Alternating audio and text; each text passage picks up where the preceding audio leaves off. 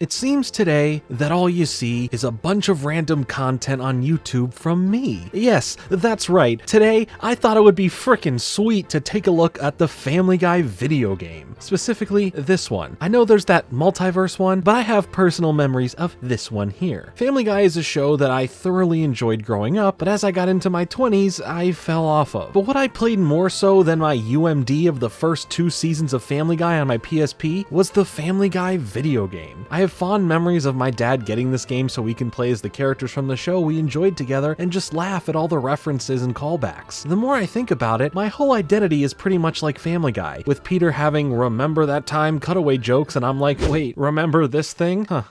Anyway, today I wanted to see if this game itself lives up to those memories I have for it, or if it is just better kept that way. A memory. Let's take a look at Family Guy video game. That's not me having bad grammar, that's the official title. It could use a "the" in there. Stop taking advice from Justin Timberlake. Drop the.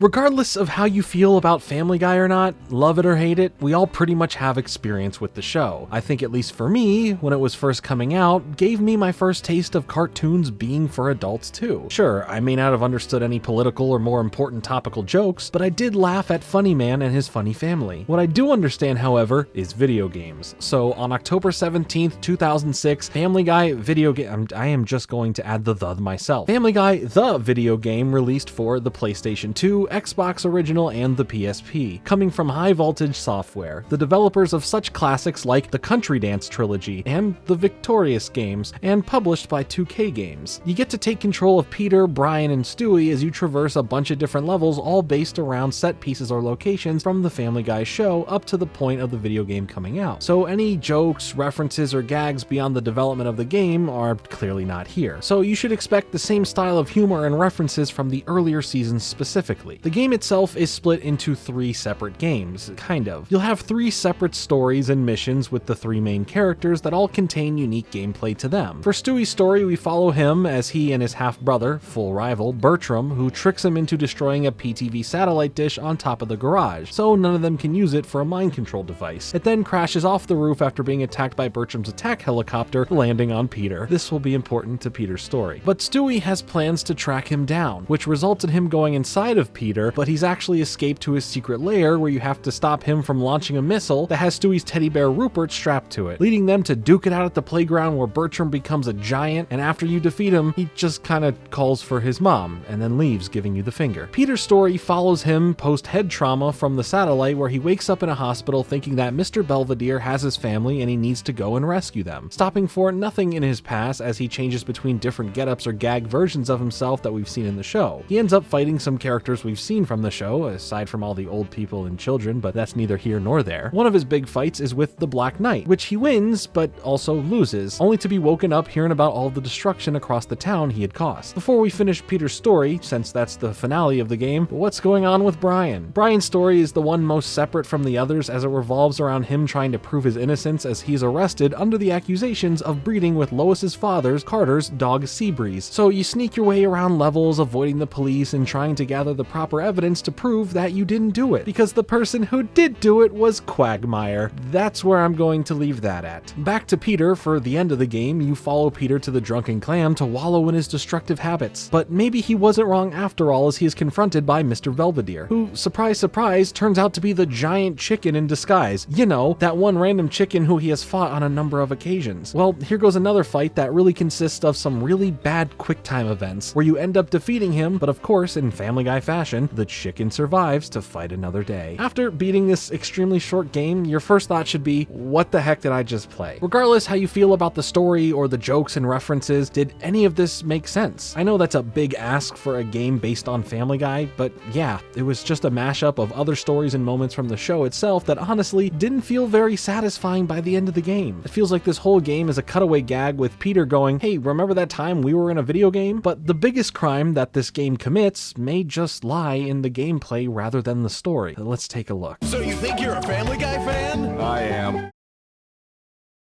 Family Guy from 2K. Like I mentioned, this game has this three-way split of styles between the three characters that all play distinctly different. Stewie's levels are a mix between a shooter and a platformer, consistently focusing on either or, and if we're going to keep it a buck here, this is some pretty stiff gameplay, even for the era it comes from. I mean, the generation before gave us the likes of Spyro and Crash Bandicoot, and this game gives us this. The depth perception at most times feels completely non-existent, as it would constantly feel like a trial and error just to get the game to do what you're trying to do. Stewie's little shadow underneath him does essentially nothing in helping you gauge where you are in relation to other objects when you're going between them. Aside from that clunkiness, the shooting is pretty sporadic as you try and position your shots correctly. I say try because holy heck, maybe the word stiff wasn't as clear as I needed it to be. It is beyond that, and a lot of this either feels tedious or bland, and you can sometimes use mind control on others to accomplish certain tasks in the game as another little extra gameplay bonus for Stewie. Those little moments are cool to take control of other random characters,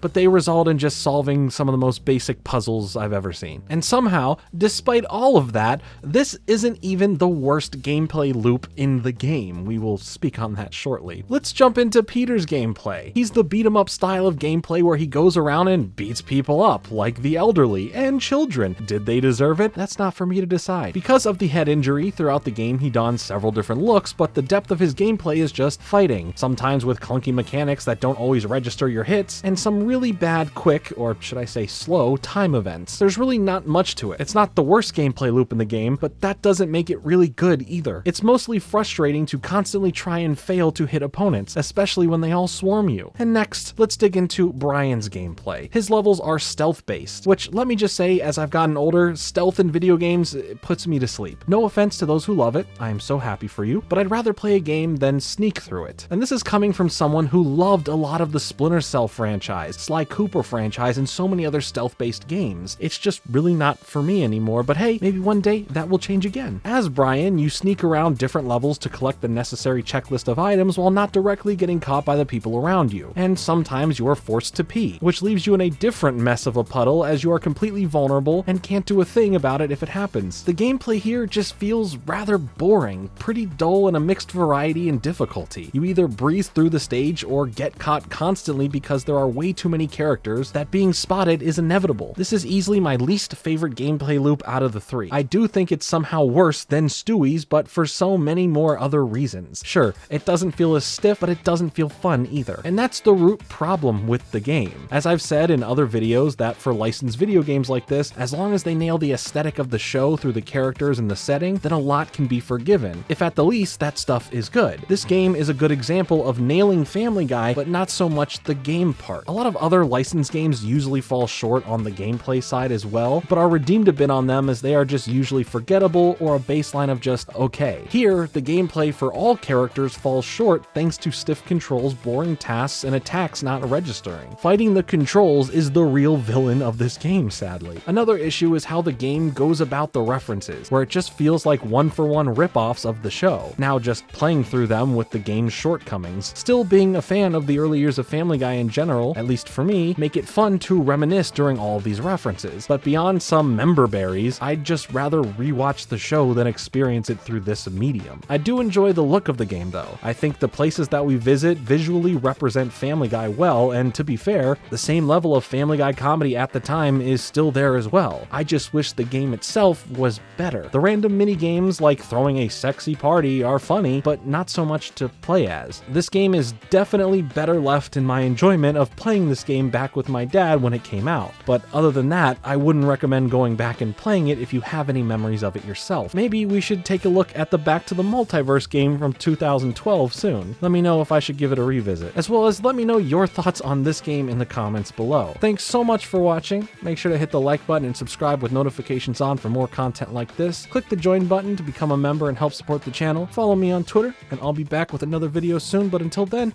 later.